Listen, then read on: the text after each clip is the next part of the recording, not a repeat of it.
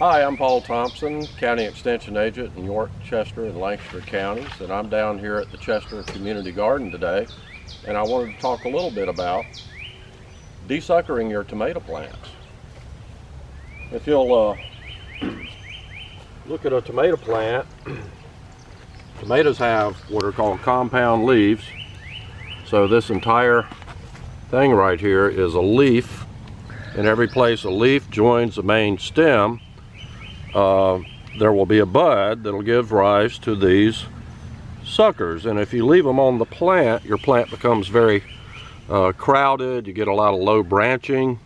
You increase the opportunity of disease because of the crowded, low air circulation and that type thing. And so you want to desucker your tomato plants up to a couple of feet high, possibly. And you kind of have to do it early on because these suckers, if left on too long, they become much larger. In fact, this one's kind of on the large size, but I think it's probably still small enough to easily break out. So to desucker, all you do is take your thumb down close to the bottom and just pinch it out like so.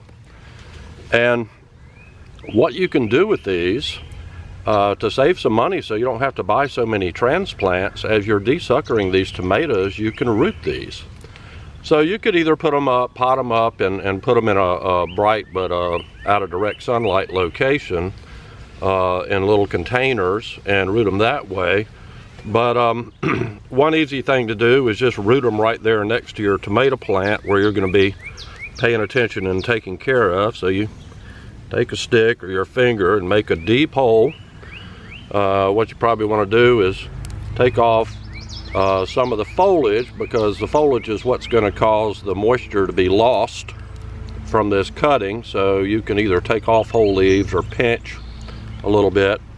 And this has a flower cluster on it, so I'm going to go ahead and take that off.